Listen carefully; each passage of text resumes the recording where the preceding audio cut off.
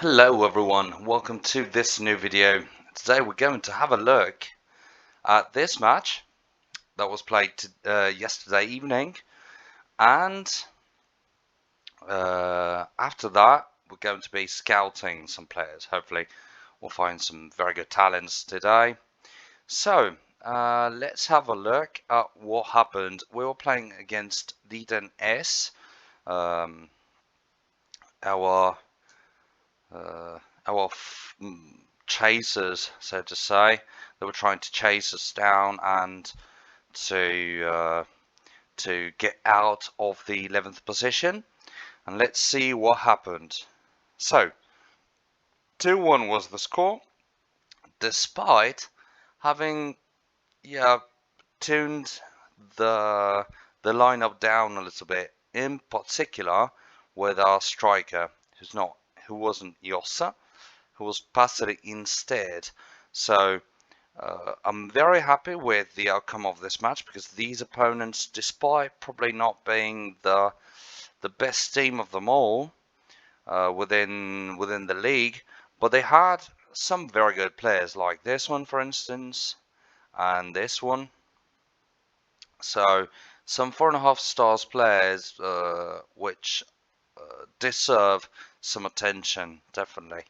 So let's have a look. 2-1 was the final score. I'm not very happy with the fact that we concede at least one goal per match. I'm definitely not happy with it. But all in all, there you go. 47% ball possession for the opponents, 53% ball possession for us, despite being slightly defensive in terms of attitude on the pitch. Then 6 shots for them, 20 shots for us, 3 shots on target on their side, and 11 on ours.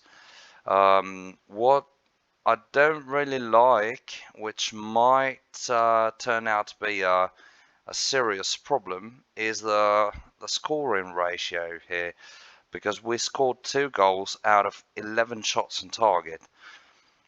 And this is not good if you want to stay within the league. But again, Passeri was probably not supposed to be playing this time. It's just that I want him to build up some routine. By the way, he scored, so yeah, it does not look good. It does not look too bad either. And then Magari scored, probably one of the weakest players we have here. Within this kind of lineup, and yeah, that makes me very hopeful. Then 4 set pieces per side, 0 penalties of course, and 2 yellow cards of course. We haven't reached our daily target of 3 yellow cards per match, but yeah, it's fine. That's ironic of course. So let's go and have a look at the league, which is not extremely important at this point in time, because we are already safe and we are already far enough from the 11th position, which is D10S's, of course. Then let's have a look at our academy and see whether we can find any good players. So first one, 17 years of age and 3 stars potential, which is not very high. Oh, I'm sorry, I had forgotten we didn't have any more room for the players, which is very bad. But at the same time, let's have a look. Let's have a look. We are about to transfer a few players here. So, what I will do, at least one, this second one is supposed to be transferred as well, but apparently nobody bid the 10 millions I'm asking for him, but I think he's worth it, so I'm pretty sure he'll go.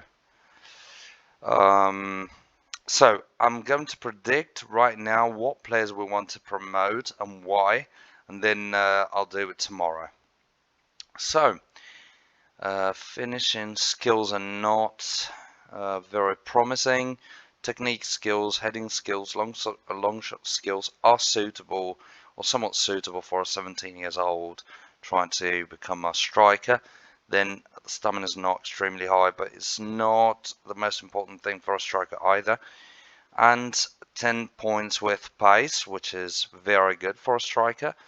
Actually, he's got nearly everything that's necessary to become a striker. Also 5 with passing, which is not very high, but yeah, somewhat promising for 17 years old.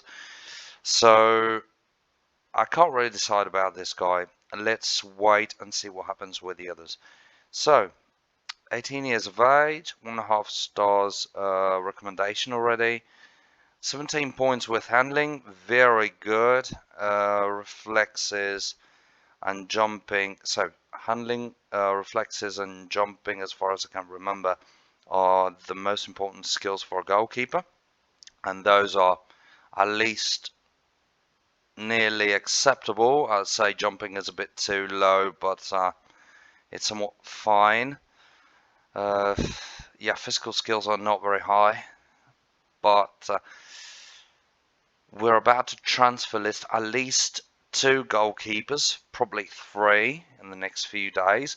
So he might be worth a go. If it's got had he got high professionalism, we would be, sorry,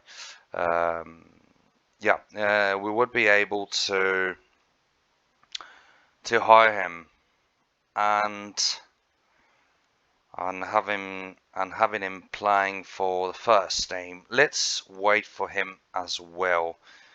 All right, what we cannot wait for is this. As you can see, this guy is extremely promising. He's got 3 stars already. Midfielder, right or centre.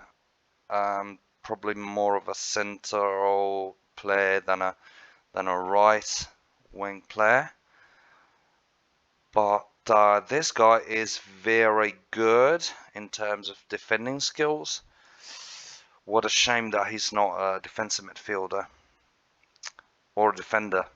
That will make him a monster, a real monster. So this guy has to be hired. Probably this one as well. This one probably not. But I'd rather keep them, and under these specific circumstances, we'll be waiting for. Let's have a look again. We'll be waiting for Cordeddu to be transferred. It's going to be transferred anyway. Marchese, hopefully. And I'll probably find one player to fire, because as far as I can remember, we have 1 or 2 players that are probably not worth these 3 guys. So I'll probably fire somebody in order to hire the 3rd. If I can't find any player to fire tomorrow, we will drop Centofanti, unless Sata has a low professionalism. If Sata has low professionalism, we'll hire Centofanti as well. Yeah, that is the plan. So guys, I think that is it for today's video. We don't really have much to say about the league because it's basically over for us. What we have to try and do is make some experiments with the lineup and see if we think that these guys will be able to withstand one more season within this league, despite the loss of Scandalo and Bricou, and well, Cordit was not that important actually in the first team because he used to play for the B team. But despite the departure of Scandalo and Bricou, and possibly Sodimo as well, we have to see whether these guys will be able to withstand one more season within this league. So let's wait and see. See you tomorrow, guys, for a new lineup. Where of course we're going to test this, and see you in the next video. Bye.